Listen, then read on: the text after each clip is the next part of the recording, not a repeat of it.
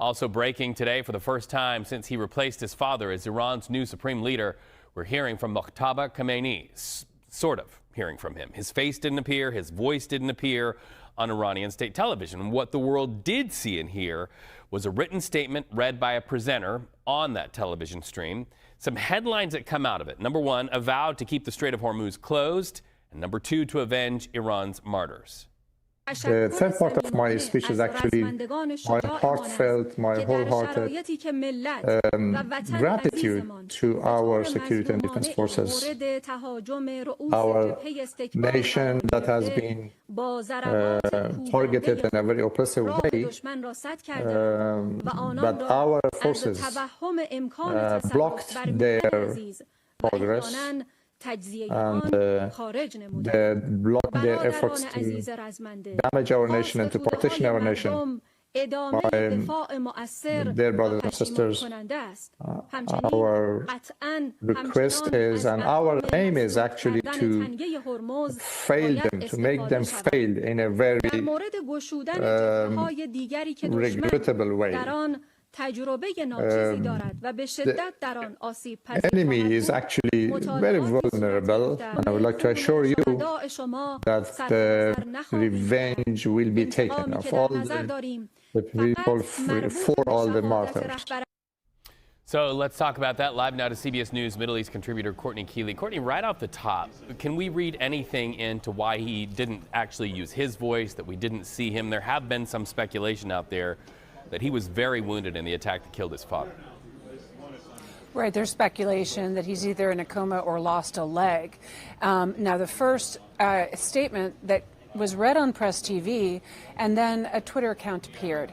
And on the Twitter account, or X, as it's formerly known now, he was called Ayatollah, which means that he is carrying that title of religious cleric, senior religious cleric, that he didn't really necessarily have, so he's been elevated to that. He said he was given the honor of visiting the martyred grave. Now, that's in reference to his father. He called him a martyred leader. He did not say my father, and he said he was told that his uninjured hand was clenched in strength. So people are saying, well, his father lost an arm, and it looks like the son lost a leg. But this cannot be confirmed, and we have not seen or heard from him. We've just seen these statements. So let's get to the meat of the message. I read through it. It was quite lengthy. What are the headlines that come out of that very long statement to you? Strait of Hormuz will still be closed, that U.S. bases in the region should close down too, that there would be a threat in places that were unexpected and vulnerable to be attacked by the Iranians, direct messaging to the Houthis, who have not joined the fight yet, but could, and thanks to the proxies, indirect to Hezbollah, but Hezbollah has now become an active front from Lebanon on the southern border, and they are saying that they're fighting alongside the Iranian Revolutionary Guard there, endangering civilians and many people I've spoken to. The airstrikes now from Israel are hitting central Beirut a couple of times, but very deadly, and it's pulling Israel into that front. So what they're trying to do, the Iranians, and what they're saying in this statement, this 7-part statement they said, is to make sure that they create chaos and confusion in vulnerable places where maybe people haven't prepared for other fronts. Courtney, I'm always glad to be able to talk to you because you have a finger on the pulse of the voice of the people in Iran. Of course, in past months, we've seen hundreds of thousands of people protest against this family's leadership and thumb on the culture and the safety and security of the people of Iran. But any reaction out of Iran to this very long statement, will it galvanize support or will there be pushback? Well, there's a small percentage of people that we saw take to the streets, that we saw mourn the killed leader and support his son being named. We saw the crowds filling the street, but what we're not seeing is the people crouching in their bathtubs at home, the people that aren't on the street. The streets are empty in Tehran. I talked to an Iranian journalist encrypted, of course, to protect his safety.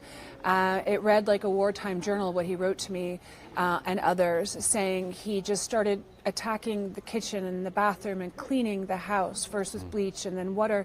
There's nothing to do. But then he heard what sounded like this faint sound of a motorbike, and it was a drone.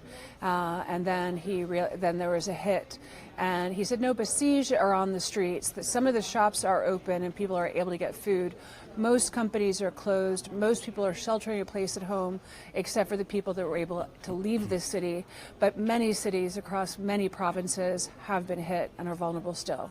All right, Courtney Keeley with that update. Thank you so much. Good to talk to you. We're also watching for White House reaction to the Supreme Leader's remarks. Live now to CBS News White House reporter Aaron Navarro. So, Aaron, so far nothing from the president on that specific statement that was read on Iranian state TV, but we are hearing from President Trump about Iranian athletes in the World Cup. What did he have to say?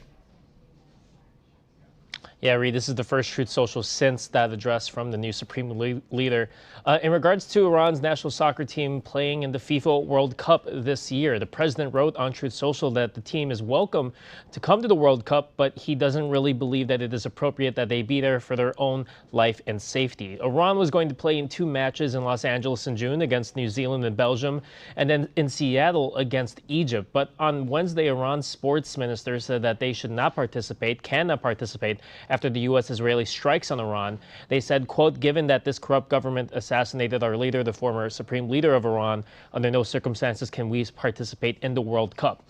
We know the FIFA president, Gianni Infantino, has said that Iran is welcome to compete, but President Trump there in that post seems to be throwing cold water on that idea. But this also comes after the president pushed Australia to grant asylum to some members of Iran's women's soccer team after they lost their first match of the Asian Cup, and some of them wanted to stay in Australia rather than return to Iran. So this kind of intersection between soccer and Iran right now, President Trump is not shying away from that. CBS News White House reporter Aaron Navarro, thank you so much for that update from Washington. Meanwhile, the war's impacts. More than 3 million people in Iran are displaced at this very hour from their homes. The United Nations says that number will likely go up. The dollar figure cost to the United States, Pentagon officials tell Congress more than $11 billion in just the first week alone. Also, we have this update. Overnight, Iran attacked U.S. Persian Gulf allies, Dubai, Bahrain, and Oman. In that statement from Iran's top leader this morning, we got a sense of Iran's feelings about attacks on its neighbors. The supreme leader saying the country is willing to have constructive relationships with those neighboring states, but they must continue targeting U.S. military bases inside those neighbor countries. And the narrow channel that's getting that white-hot attention remains paralyzed. Now, Iran blasted vessels in the Strait of Hormuz. On the left, you're going to see oil tankers near Iraq, and on the right, a Thai cargo ship. Live to CBS News senior national security correspondent Charlie D'Agata. Charlie, what message is Iran sending with these attacks? Yeah, Reed, so you heard the Supreme Leader, the Ayatollah, say that he's going to shut down or continue to shut down the Strait of Hormuz. But what we've witnessed overnight, and when I say overnight, there were attacks here in Israel, and then we woke up to air raid sirens again. This happened within a probably 4 or 5 hour period.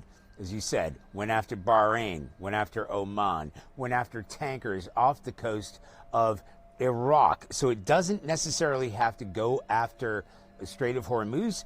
It's going after oil infrastructure, oil facilities, oil ports, oil transport, in shutting all of those areas down, because the Iranians know that they can't fight toe-to-toe with the United States. So they're going after resources. They're going after the UAE, the commercial sector there. They're going after the oil infrastructure wherever they can, showing that they have the ability and the reach to do that, not necessarily to shut down the Strait of Hormuz, which has been effectively shut down, because they have targeted these areas and those threats continue.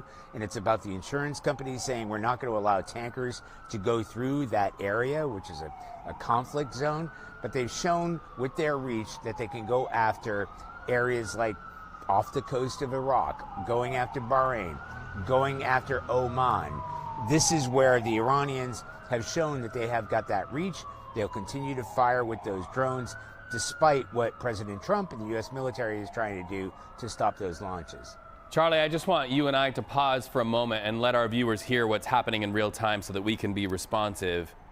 Just moments ago, we heard those sirens playing. That really gives us a sense of the immediacy there in Tel Aviv, what life is like for people there. It really is. And you know, like we have had the number of air raid sirens that have been going off. I mean, I honestly, I lost count. I think there were 4 or 5. We finished up with last night's evening news at about 2:30 or 2 a.m. Local time here. Tried to get to bed, and then almost on the hour, there are 4 or 5 of these air raid sirens. And we have to take those seriously because you've seen where these interceptors come in. Yes, the Israelis have the most advanced air defenses probably in the world in terms of trying to get those rockets and missiles and the cluster bombs that are coming in, and they have been effective at doing that, but we've also seen where they have come through. So it's a threat, certainly, that the Israelis are taking seriously. All the schools are closed, and they have been for the past 10 days. All the businesses are closed. But when those air raid sirens go off and people have to run to the shelters, again, they take that seriously because we've seen the damage that they can do. So this, you know, it's just something that they're living with, and nobody's getting used to this. We went up to the north, particularly because Hezbollah, you know, Iranian-backed militias, are getting involved in this fight too, and they've been hammering the north. In that area, you have much less time to get into a shelter. As a matter of fact, yesterday when we were finishing our evening news live shot, we had incoming before we usually we get a text saying get low or get into a shelter or get near a shelter. That happened before we even got the text. So that's how close and immediate these missile attacks or attempted missile attacks are getting through. Well, and while we have you, Charlie, we also have some new video out of Beirut of Israel striking a building in the downtown area. We're going to watch that together. We'll talk about it on the other side. Just listen to this, everybody.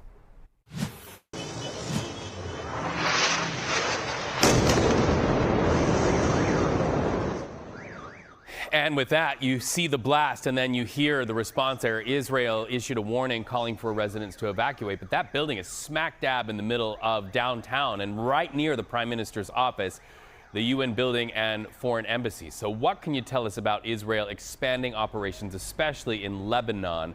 And also, I'm reading there's a possibility that they could seize that territory altogether. What's the reporting there from Tel Aviv? Yeah, we'll read. First of all, we've been with the IDF. We've been with the Israel Defense Forces who are in that area, especially in the north. And they have got ground troops that have kind of incrementally gone over into that area of southern Lebanon because it's something that we don't really discuss that much. That as far as Israel's concerned, yes, they're part of the offensive against Iran with the United States. It's not an American fight, but for the Israelis, it absolutely is. And there are hundreds of people inside Lebanon that are reported to have been killed in some of these strikes as the Israelis are going after Hezbollah, because Hezbollah, after sitting out for the first couple of days of this conflict, I think it was March 2nd that they actually started getting involved. And why this matters is because once they start firing those rockets, and we've been there when that happens, it has the chance of overwhelming Israelis' much vaunted defense forces, air defense forces, which are incredible at intercepting these. But what that means is when Hezbollah attacks here, that enables Iran to attack the Gulf states, to try to attack U.S. Military facilities in this region. Because once Hezbollah and Iran attack Israel, then Israeli defense forces have or can be overwhelmed because it's happening at the same time. Usually happens overnight, and as you've seen, extraordinary airstrikes that the Israelis have been launching inside Lebanon to take care of Hezbollah. And you might say to yourself, well, wait a minute, the Israelis have been fighting Hezbollah since October 7th, right? You remember the beeper attacks where they took out a bunch of Hezbollah operatives? They took out Hassan Nasrallah, they took out the leader. You would think, well, how does Hezbollah still have this opportunity or the facilities and the stockpile to fire back? but there are estimates that run into the thousands of what Hezbollah is still able to fire into Israel. Now you get Hezbollah, now you get Iran firing into Israel. We're fully expecting that again tonight, because there hasn't been a night where they have not. And that enables Iran to go ahead and attack other parts of the Gulf states, as we saw last night. Oman, Bahrain, tankers in the Gulf, closing off the Strait of Hormuz. That enables Iran to aim their firepower at other targets, because Hezbollah is really locking down Israel. Invaluable reporting, as always, by Charlie D'Agata. Be safe. You and your crew have our thoughts and prayers today. Charlie, thank you.